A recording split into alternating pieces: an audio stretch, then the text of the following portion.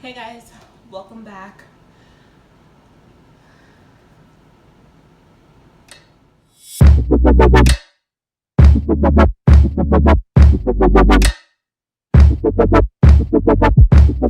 Hey guys, welcome back. And if you're new, welcome.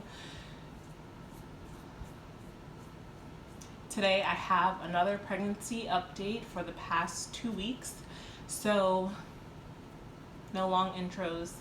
Gonna go ahead and get right into it. I am currently 34 weeks and 6 days. I turn 35 weeks tomorrow. Yeah, I don't have like a lot of updates for 33 weeks. If you remember, if you saw my last update, you know my frustration with the place that I'm going to.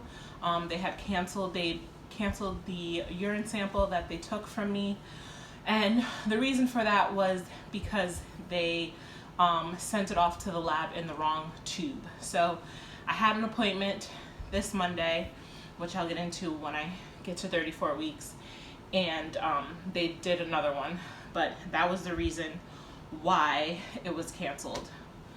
So out of breath.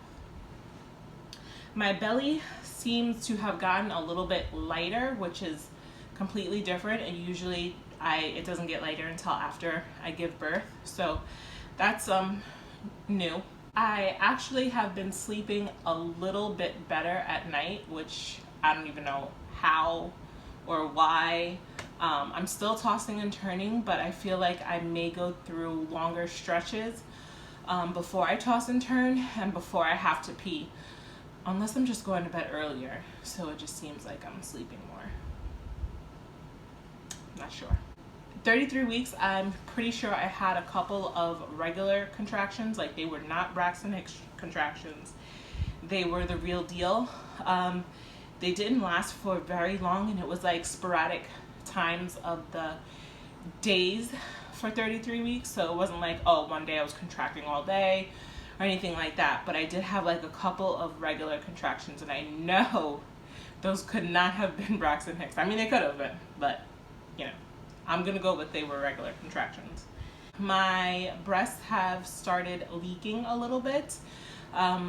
So I'm guessing I'm starting to produce milk, which this has never happened this early before. Again, I'm 34 weeks and 6 days. So this never happened this early. I've never leaked this early. It's not a lot, but I do have like a wet spot when I take off my bra, if and when I'm wearing a bra, or like on my shirt. And it's not every day. That too is sporadic. So that started happening 33 weeks, still happening. Now I'm 34 weeks. And actually I feel my left boob is heavier than my right boob, as if it's filled up with milk. It's so weird because, again, this has never happened to me before. So yeah, that's pretty much it for 33 weeks. Yeah, so getting into 34 weeks, right off the bat, as soon as I turned 34 weeks, like that day, I was just super tired.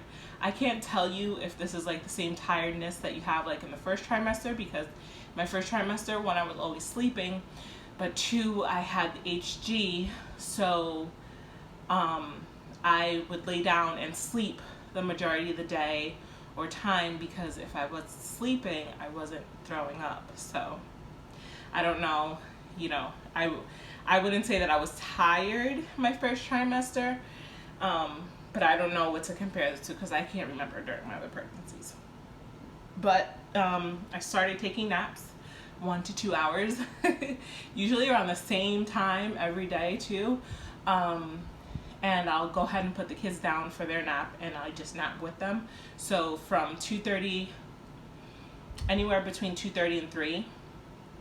I know they take late naps, but anywhere from 2:30 to 3 is when we will fall asleep, and they usually get up before I do. So Babe was just off like the past 6 days. So for the past week, he just went back to work today.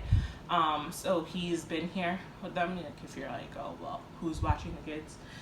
And also my mom is here. So yeah. Also, I have been nesting through people. I cannot do much because I'm just in a lot of pain all the time. So I can do one task per day, like just one thing. I cannot do multiple things. If I do, I'm super, super swollen by the end of the day. And I'm also in a lot of pain. So there's that. Also this week, bitch mode has reappeared. I'm complete bitch, not even gonna lie. I don't know if it's just that I'm irritable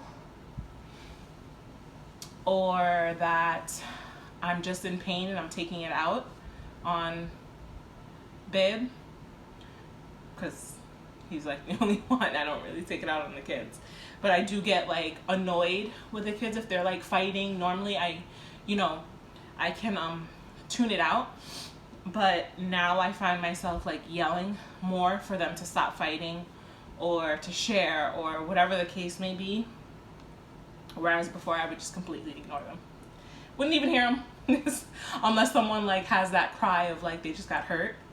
I wouldn't even pay any attention, because you can't, when you have a whole bunch of kids, you drive yourself crazy. So yeah, although I will say some things that I've been bitchy about, I'm within my right. So I will say that. So I've been having excruciating pelvic pain and lower back pain. Like, I sometimes want to cry. Actually, no, I think I shed a couple of tears this week because the pain is excruciating. I have gotten to that point in pregnancy where I'm like, okay, I'm done. Like, you guys can come out now. But then at the same time, I'm like, okay, no, I'm only 34 weeks. It's still a bit early. Like, don't. I'll counter that with, okay, but like, they're already really good weights. Like, am I going to give birth to like 2 6-pound babies? You know, like things like that. But there's nothing that we can do about the pain. So I just have to deal with it until I go into labor. And there are times where I'm just like, just give me contractions, because at least they come and go, where this pain is constant. I can be sitting down, laying down, on my sides. Bathtub is usually the only place, if I'm taking a bath, is the only place that I get relief from that. And also like the pool or the beach, but we haven't been to the pool or the beach, so that won't help. And it's also like my hips too, and I know probably around this time, everything is like stretching, preparing, just getting ready for birth, really. But it's this time around, it's definitely like, it hurts. It hurts when I lift up my feet. Like, to walk, I have to drag my feet because I'll have less pain dragging than if I lift them up. Walking, lifting up my legs to like put panties on or put my shorts on, lotion, anything, any type of movement, like I have to lift. It just, I just tried to show the lifting and it hurt like hell.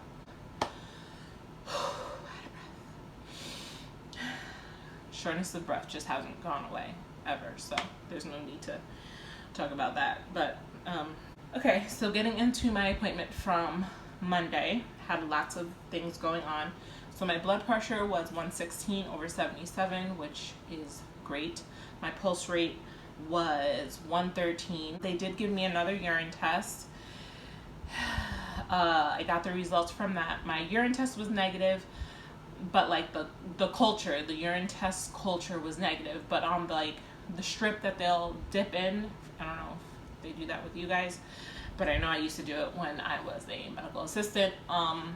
But the stick that they dip in, it had a small amount of leukocytes and trace of blood. So I called once I saw, my results, and I asked about that because I'm like, oh my God, obviously I Google it to see what exactly the blood in the urine means. And it was only trace. So she said that it was completely normal. It was nothing to like be worried about. I don't have a UTI, which, like, when I'm looking at the results on Google, it's like, oh, that can be a sign of an infection, like a UTI usually. Even with the small amount of leukocytes, it's UTI. So I don't know. Like I told you guys last week, things have cleared up. Things have been better for me. No discomfort at all, actually. So I don't know. The doctor that I saw 2 weeks ago actually did prescribe me another, like a different cream for a yeast infection. So I have been using that. But it had started clearing, like it got better before I even started using the cream. So I don't know, but I'm going to finish the medication just because it says to finish it. And that's going to be that, hopefully. Hopefully. I didn't have a sono. She did feel around for the babies. We did find both heartbeats just fine. Baby A is still head down. She couldn't really tell with baby B. I'm praying that he's still head down because last week, over the weekend, they were doing some crazy movements, and I was just thinking about, I'm like, oh my God, I hope nobody just turned, excuse me, I hope the baby didn't just turn. So yeah, I have a sono. My next appointment at sono is on the 27th. So they're gonna check their growth, fluids, positions, and all that great stuff. And I'm just anxious to know if he's still head down. Fingers crossed, pray for me that he is. The last thing that went on in my appointment was that they scheduled me for an induction. So on August 7th, or sooner, babies will essentially be here. I will be 38 weeks on August 7th. They scheduled the induction, which the word induction scares the shit out of me. You know, everyone that I've known that has been induced has always ended up getting a C-section, which is a common thing when you're being induced.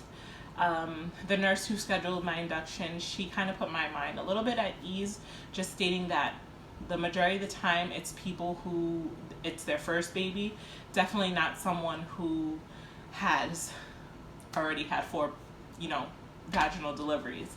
That usually doesn't happen. It can happen, but it usually doesn't. So she put my mind a little bit at ease, and I discussed with the doctor, is there a way, like, when I go in for this induction, that we not just jump into inserting me with medication? I thought maybe breaking my water, seeing what happens. That was a suggestion from another doctor. So she said that she personally wouldn't recommend that because infection, finding meconium, and then, trying to, in the beginning, like being, oh my God, there's meconium, and you want to hurry up and have the baby once you know that there's meconium. So she said she wouldn't recommend that, but she did say that there were some sort of balloons. Hold on, let me just see exactly if I wrote it down. I did not. But apparently there's some sort of balloons that they can insert that once they expand, they start to produce the hormone that makes you go into labor, and that'll work. And she said there were like a couple of other things that they can try if I'm in a position where they can do, these things and not jump right into medication. Just because, like I said, that's like just something that I'm scared. I'm definitely scared. No matter what anyone tells me, I'm scared for this birth. But God's got me. God's got the boys. Early prayers are welcome. I'm hoping that I just go into labor on my own before August 7th. Absolutely before August 7th, because I just feel like I cannot wait until August 7th. I do want them to wait until my grandma gets here. She comes the 28th. Ariyanna will be here Saturday. She's been with her father for about a month and 2 weeks or so. So she comes back on Saturday, and like I said, my mom is here. But the more older people than the 3 little ones, the better, because they are allowed to put my mind at ease knowing that, you know, Ariyanna's back, my grandma's here, everyone can pitch in and hopefully take care of the 3 little ones, because we found out, we found out that Babe actually cannot leave the room. So once we get admitted to the hospital, he can't leave.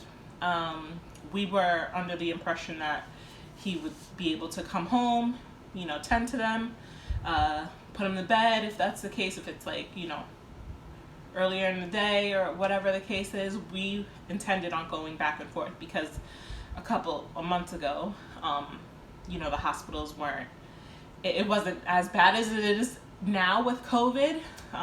Thank you, Governor DeSantis, for being so smart and getting ahead of this. You know, I really appreciate you, and I hope you can hear the sarcasm in my voice. But yeah, so because Florida is now like the new epicenter, he cannot leave. He can't even go down to like the cafeteria. They'll bring him food. They'll bring me food. So it's great, you know, because I'll have 2 babies. But on the other hand, like, you know, I'm always at ease knowing that he's back. He can, you know, take care of them, you know, rile them down, you know, make sure they're not doing the most. But this time around, that's not going to be the case. So, yeah, I'm not really sure why I said that. I think because I was saying, you know, I'm more comfortable. But I'm not comfortable with my family being with the kids. That's not the point. It's just, I know how my kids are. They can be a lot. So, yeah. That is pretty much it for this update. Yeah, there's nothing else. So, I'm going to go ahead and I'm going to show you guys. I'm going to go ahead and show you guys my belly. I'm wearing a dress. Surprise, surprise. But I have shorts on. Okay. And super long. So, let's get this bad boy up.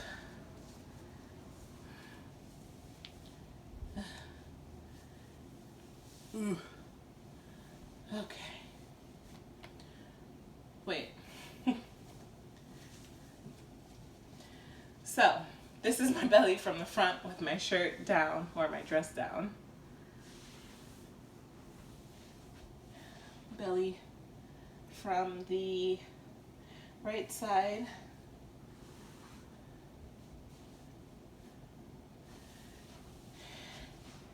And belly from the left side. Out of breath, guys. Okay, now with my dress up, it's not a shirt, and then from the right side again. Ooh. The boys are moving. Can you guys see it?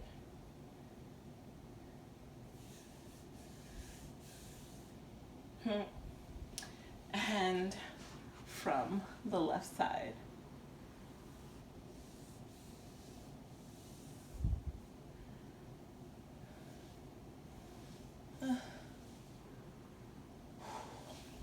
Very heavy. Okay, so that is it for this week's update. I hope you guys are praying for me to, one, have a vaginal delivery, have a safe delivery, everyone to come out okay, and yeah, these boys to just get here now, because Mama's ready. Mama is definitely ready. I'm sure Babe's ready. My kids are ready.